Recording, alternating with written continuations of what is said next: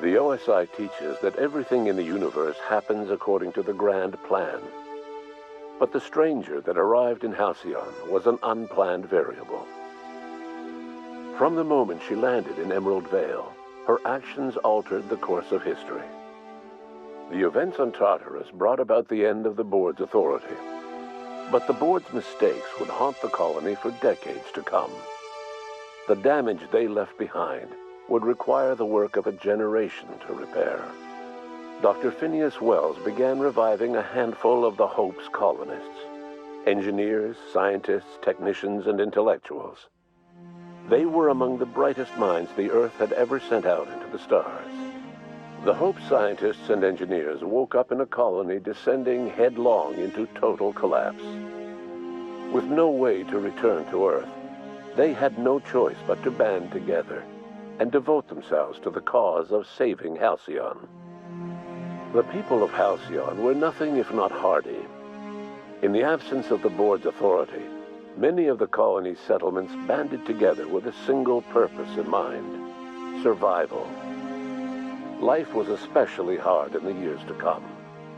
Some towns dissolved by attrition and starvation, but most of them found a way to carry on. In the years to come, Halcyon was forced to reckon with its newfound freedom. The board was gone, and for better or worse, the colony was responsible for its own destiny. Between MSI's worker-centric policies and the iconoclast's manpower, Sanjar and Zora were able to rally many of the Terra 2 townships to their cause. MSI's workforce swelled, and the iconoclasts enjoyed a significant surge in their ranks. The board was too distracted by infighting and internal politics to stop MSI from becoming a powerful corporation and a refuge for townships that might have fallen through the cracks. Bolstered by her status as savior of humanity, Lilia Hagen ushered Sublight Salvage to a new golden age.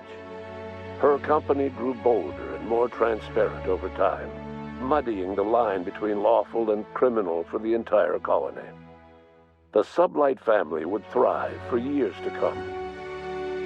Adelaide McDevitt replaced Reed Thompson as the leader of Edgewater. She and her followers transformed Edgewater in their image. Anyone loyal to Reed was pressured into leaving town, and those who stayed behind adapted to her way of life. Adelaide transformed the old cannery into a new garden. The nearby Edgewater Cemetery provided a convenient source of fertilizer. Under the leadership of Junlei Tennyson, the Groundbreaker held firm against corporate influence. The ship's mechanical stability gave Junlei the time to educate a promising generation of engineers schooled in her family's traditions. The future of the Groundbreaker looks promising.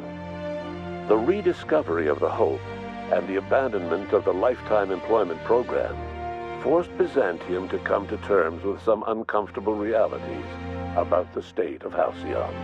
While Byzantines were reluctant to surrender the luxuries they'd grown accustomed to, the board's diminished authority gave them little choice in the matter. Nearly everyone had to learn to make do with less. Some even had to get jobs. It was a dark time indeed. Your influence shifted Ellie's perspective. She finally admitted, albeit grudgingly, that she just might need other people. Sometimes.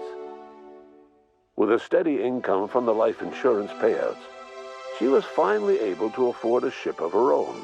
She hired a small crew and flew supply missions to communities on the fringe. Some of them were even legal. Life in Halcyon was sobering for Felix Millstone. The grand revolution he dreamed of never came. There was no great awakening for the colony, no celebrations in the streets. There was only the hard, desperate work of trying to repair a broken colony. Felix never had a head for numbers, but if there was labor to be done, he was there to help. Eventually, Felix realized that the work of a revolution was done with two hands. As much as he enjoyed his adventures aboard the Unreliable, the vicar, known as Max, eventually decided that it was time to move on, to live out the life he had sought so long to create.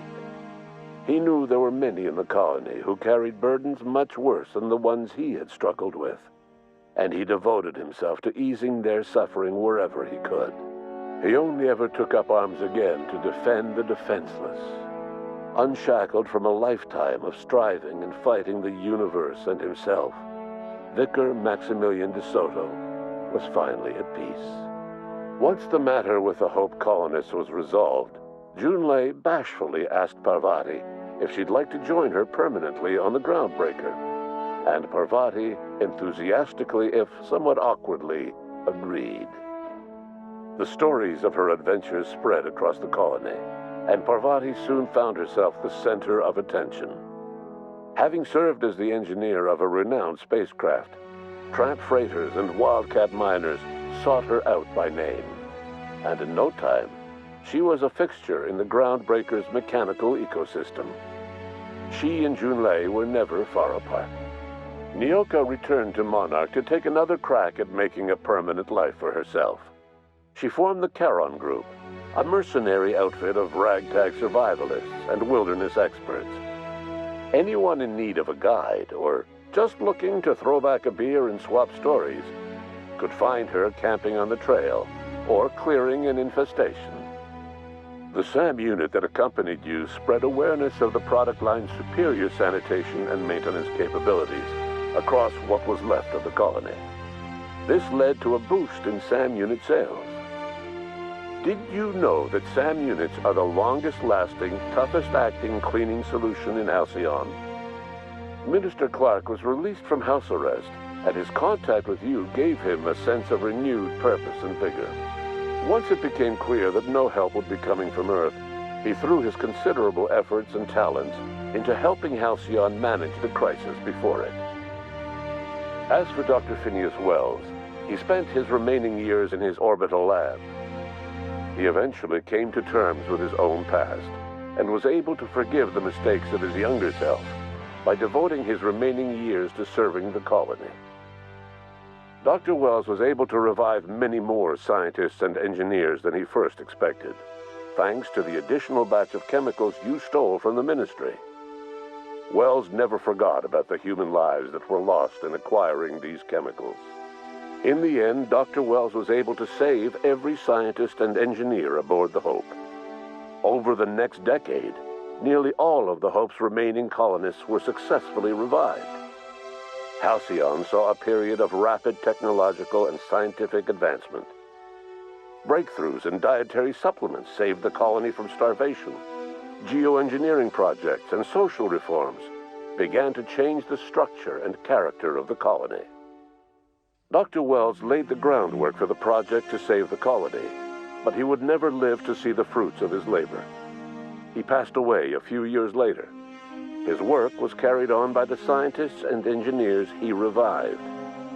Today, Halcyon has stabilized. The people of the colony work hard to adapt to their new circumstances. Nearby colonies send aid and supplies. Life will never be easy in Halcyon, but for the first time in its history, there exists a sense of real, genuine hope about the future. And what about you, the unplanned variable in the history of Halcyon? You brought an end to the chaos on Tartarus and proved yourself the most capable leader left in the colony. You administered the colony in your own image. With the old power of the board destroyed, a new government of Halcyon rose with you at its center. With your steady hand, you guided Halcyon through the turbulent years that were to follow, and helped ensure the survival of the colony until the end of your days. No one knows what's happened to Earth, and no one knows what the future has in store for Halcyon. All we know for certain is this: the name of the Unreliable and that of its intrepid captain will remain the subject of countless stories for years to come.